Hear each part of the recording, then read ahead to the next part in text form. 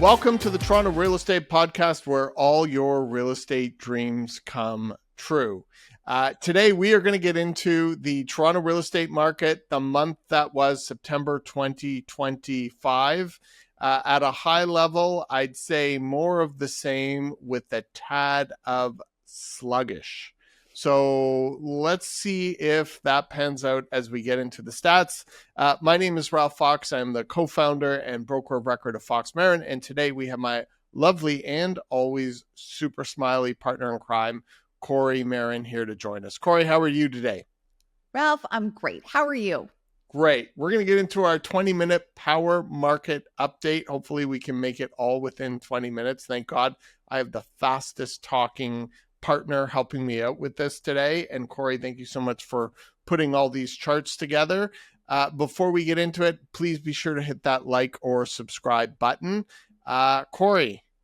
Let's do this. Let's do this. Let's go. Let's go. All right. Let's start here with the monthly reporting. So all of the statistics come from the Toronto Regional Real Estate Board.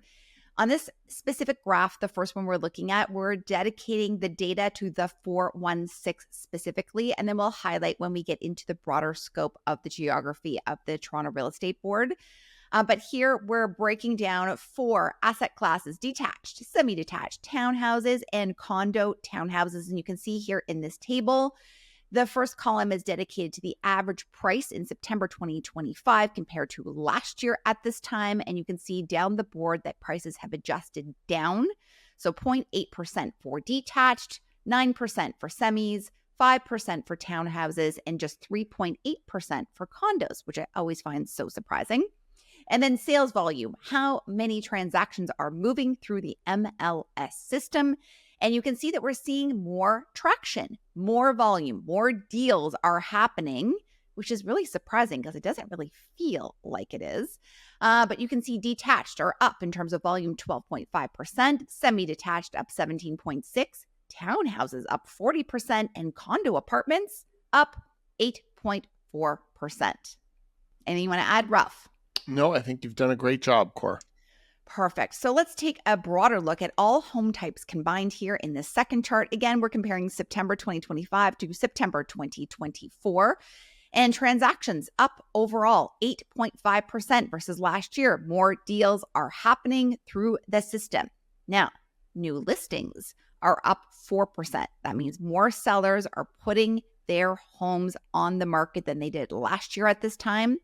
And active listings is up 19%, meaning properties are not selling through by the end of the month. We're seeing more properties collecting dust month over month, which is going to be applicable when we talk about inventory rates. You can see that overall, there's been a price adjustment of only 4.7% versus last year, which is surprising. Seeing the media headlines makes it feel like we're in real estate Armageddon at all times. So yes, we are down versus last year, but nothing so significant that anyone should be staying up all night being super concerned right now.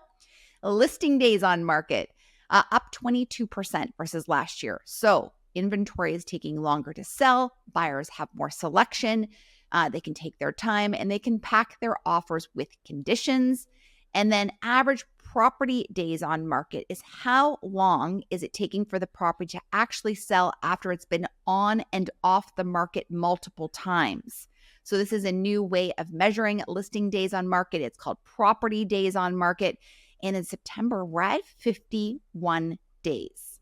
And you can feel it. And when Ralph mentioned sluggish, this is what he was talking about. 51 days feels like forever in the Toronto real estate market when we are very acclimatized to 1 hour, 2 hours, or even 2 weeks at some points. But 51 days feels very sluggish. And of course, that is also up 21% versus last year at this time. Ralph, why don't you speak to inventory? Before we do, I just want to talk about how it was nice to see a bump up in transactions year over year, to see that 8.5% and to see that excelling beyond new listings coming online, hovering at just shy of 4%. So that looked really nice in terms of a story. Unfortunately, not the complete story, seeing a 20% increase in active listings, a lot of that being carried over from unsold inventory the month prior in August. And to see again that 30,000, we're at 29,394 listings on the market. That's a lot of inventory sitting in the GTA. And that really is the number to watch, plus or minus, as we move into the fall. Perfect. Perfect segue for inventory. So why don't you speak to this? Yeah, and this is actually my favorite topic, which is why viewers, Kori has passed this over to me, months of inventory. Basically, what that does is it stipulates in an abstract or concrete manner, if you took all of the inventory currently on the market at the current rate of sales, how long would it take everything to sell? So right now, we are at 5.25 months of all types of properties. Now, this is skewed because if we singled out condos, we'd be well over 7 months. But overall, as just a sign of bellwether of the health of the market, we are smack right in the middle of a balanced market, which isn't necessarily a bad thing for markets to let off steam like we've been doing for the last 3 years after a 30-year bull run. But again, the problem child remains the condo market, and that really will dictate how things play out over the next 6 months to year. To give comparison, at the height of the market in 2022, we were at 3 weeks. So to go from 3 weeks to 5.2 months is quite a leap, seeing the market deaccelerate to the point that it has at this point in time.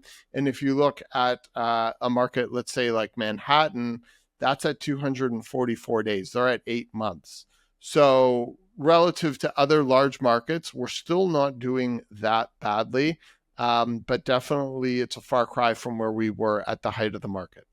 It feels like we're doing badly because we are so used to not doing badly that this just feels so slow. I know. And I do have a question for you. You said abstract and concrete as being the same thing. And I want to understand what you meant by those two descriptions, because aren't those two very different things? You're like, this is a very concrete / abstract way of looking at the market. And I'm like, could you clarify? It's abstract in the way of giving you a very high level view, and it's concrete by giving it some tangibility with actual months of inventory. So abstract is a way to just at a very high level be able to look at the health of the market, whereas the 5.25 is very concrete comparative to talking about just things that we manifest day to day. So I hope I talked my way out of that one. Thank you for putting me on the hot seat, Kori. That's what they say the strength of any relationship is. And I hope I did justice to myself with that answer. I was expecting you to say it's concretely abstract. Well, it could be that too. That's what I was expecting. Hilarious. Okay. Well, the chart speaks for itself, so nobody can be confused. So I think we can move on to the next. No, I think you did a great segment. job explaining your adjective choices, if they're even considered to be adjectives. Or choices. All right, total residential transactions. Yeah. So now we're talking about TRREB as a whole instead of just breaking out the 416. This is all home types combined, okay? So this includes your semis, your detached, your triplexes, your duplexes, and your link homes, everything. So you can see here on the left-hand side, year over year, September 2024 to September 2025, transactions up 8.5%. And then on the right-hand side, we're comparing month over month. So the rolling average, and it's also seasonally adjusted so that we're comparing apples to apples. And obviously these are two different markets when you compare August to September. So there's a way to measure it so that we're looking at things more equally. And if we look at the difference in transactions versus last month, I guess August, which is 2 months ago now, we're up only 2%. So you would expect it to be a little bit more robust moving into September, which is considered to be the beginning of the fall market. You would see a little bit more of a run up there comparing August to September. So there's only been a slight adjustment. And trust me, I'm feeling it. I'm not feeling like there is a huge fall market happening right now. In fact, I kind of feel like it's slower than it was in August. And I can't believe I'm saying that, but that's what it feels like to me. I feel in an abstract manner that completely abstract.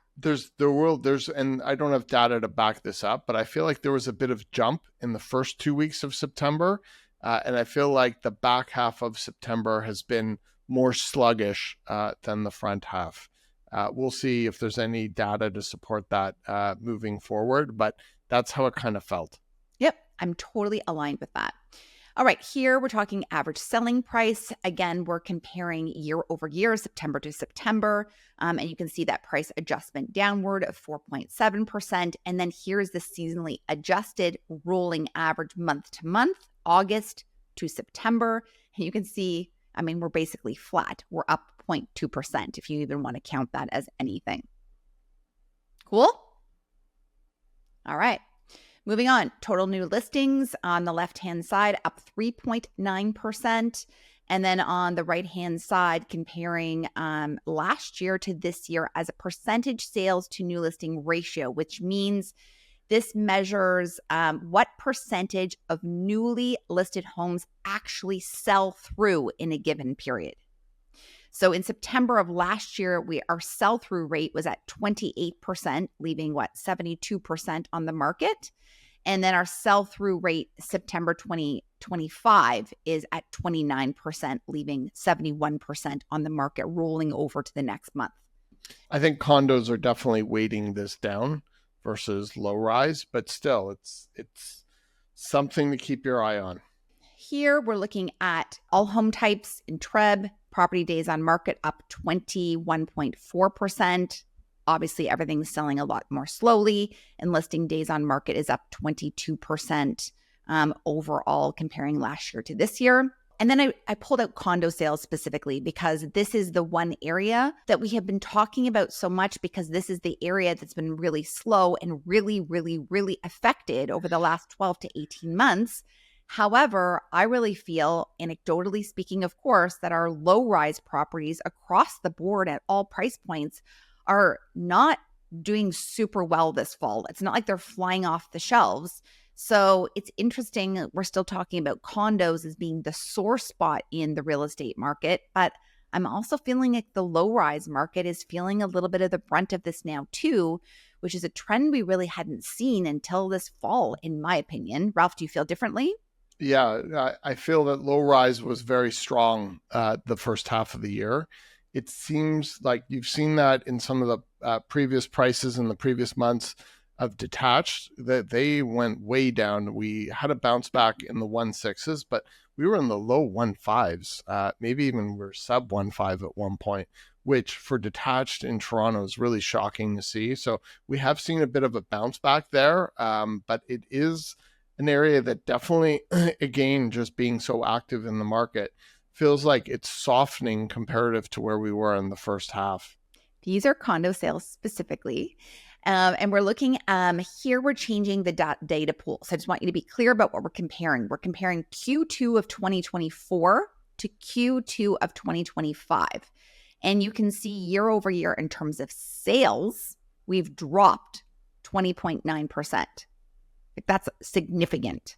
Now we're looking at the average selling price. And again, we're comparing quarter over quarter. And you can see here that in 2024, the average condo was $728,000. And now we're hovering at $685,000. So a correction of 6% between those two quarters. We're definitely seeing a drag in the condo market. Not surprising. We're not telling you something that you don't already know. Looking at new condo listings, it's not like a huge jump here. So what I'm wondering now is, have we seen the brunt of everybody just listing everything all at the same time? Because we're only up 0.6% for new condo supply coming on the market. And then we're also comparing percentage sales to new listings in condos. So in Q2 of 2024, our sell-through rate was at 32%. But in Q2 of 2025, our sell-through rate was only at 25%. So we're seeing a drop there as well.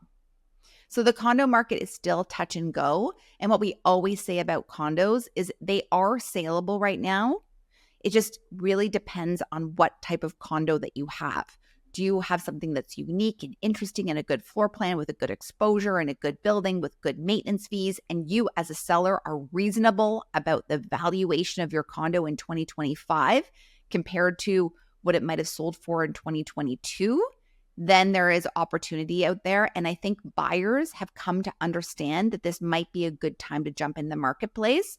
So I think condos are saleable as long as you have something that's like better than average. Do you agree, Ralph? Yeah, we've talked about this before almost ad nauseum, but over the last 3 months, we've seen a dramatic uptick in first-time buyers coming back or starting to think about coming back into the condo market, something we just hadn't seen for a very long time. I think prices and affordability, while still high relative to what we've seen before by Toronto standards, have come down significantly, especially versus the future cost to replacement, and the belief that rates are going to continue to come down in the future. And so I think all of these things are now meeting at a crossroads where we are starting to see buyers come back, first-time buyers especially, to the condo market. Yep, 100%. And if you're out there and you're considering looking for properties, there are deals to be had as a buyer. And I think that sellers, especially in the condo category, are receptive to negotiating.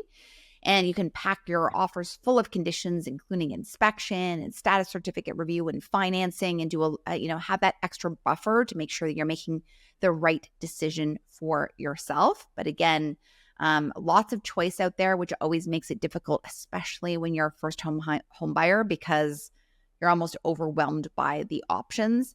But after you see about 20 one-bedroom condos, then you're like, okay, like they're almost all the same. If you can get a door on your bedroom, I feel like that's a win. And a window. Oh God, and a window. And a balcony. And decent maintenance fees. And lots of natural light and high ceilings. Yeah, and a peninsula or a kitchen island. Yeah, an island. Then you're good. And a good closet space. In a good location. With parking in a locker. Yeah, you don't need that much, really. Okay. So here, I wanted to pull rentals because I think it's helpful as well, just because this will speak to the condo market, which speaks to the investor market. And it's just always helpful to see. And again, we're comparing quarter over quarter, Q2 2024 to Q2 2025. And you can see that the amount of rentals that have gone through the system is actually up 16%, which I find really interesting because I have thought that this aspect of the market was a little bit on the slower side. But we had over 20,000 rentals in Q2 of 2025. So what is that saying? Are people sitting on the sidelines and being like, I'm going to choose to rent for another year until I see where the market is going?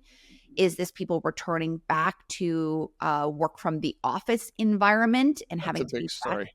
Is that inclusive of that? I think it's interesting to see. I mean, there has been a slight correction, as you can see on the right-hand side of your screen, in terms of price for one beds. So you can see an adjustment down of 5%. It was at $24.52. We're now at that $23.26, which is still insane for a one bedroom. If you've just graduated from university and you've got your first job and you've got to pay that much for rent, totally acknowledging that. But there's been a slight decrease on that average rental price. And then finally here, new rental listings coming online is actually up 16.5%. So this is where I think that sellers that try to sell and were not able to have been like, you know what, I will just list my property for rent, and or list my property for rent and for sale at the same time, in which whatever one happens first is the direction that I will go. So I think this is interesting to see as well. We're certainly not seeing the investor climate returning in any way. We don't have people calling us and being like, hey, this is a really good time for me to start building my real estate portfolio. We have not. I can't recall the last time anyone has asked us that question. Maybe they've talked to you about it, Ralph. Have you had those conversations with anyone? No. Okay. I didn't think so. They're building their gold and Bitcoin portfolios. I understand.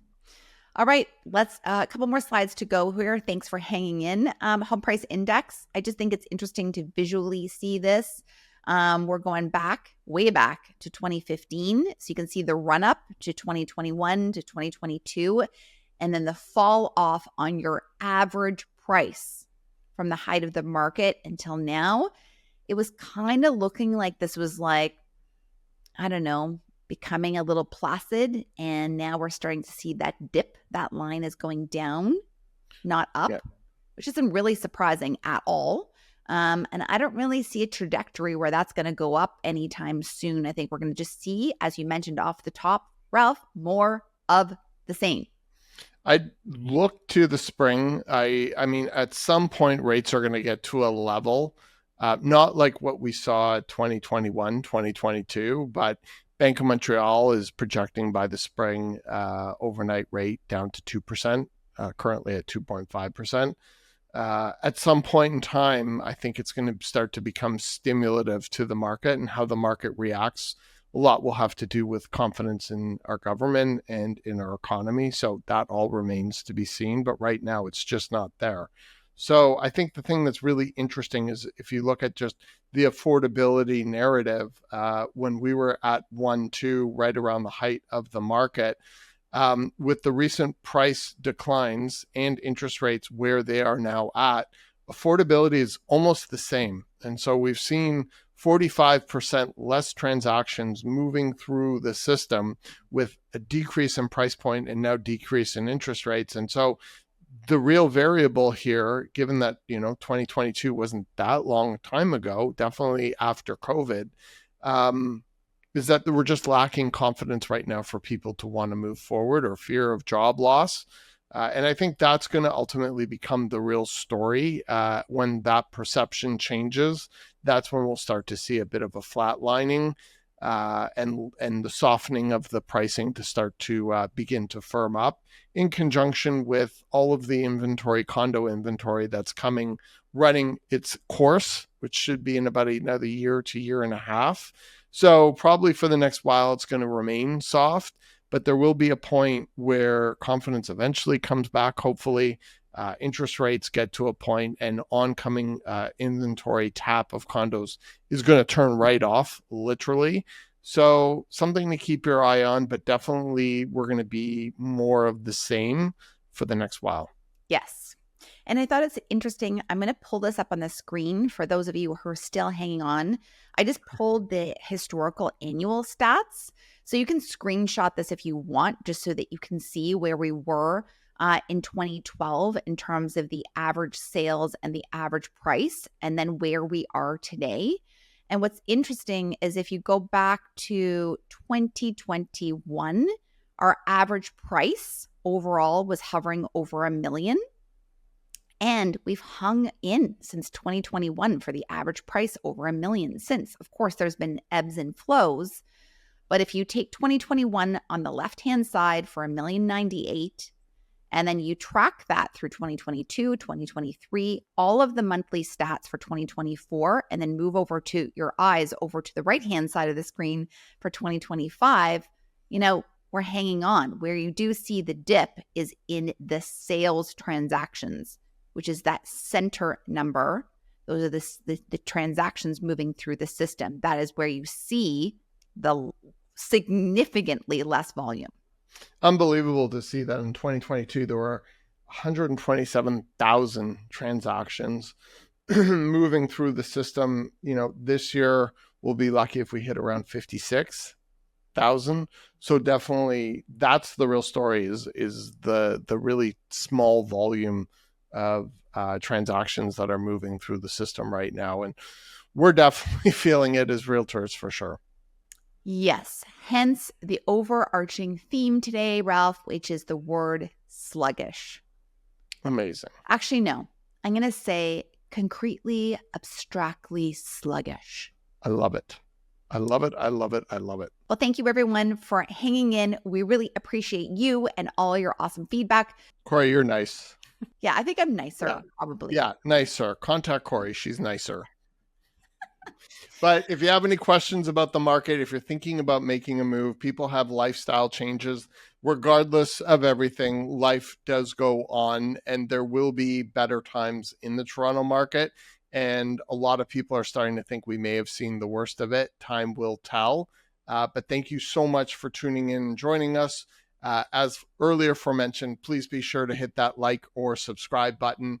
If you have any comments, please comment down below. And if you have any questions, please feel free to reach out to Kori and I, and we'll see how we can help you find your way in the Toronto real estate market. Sounds like a plan. Thanks, Ralph. Thanks, everyone.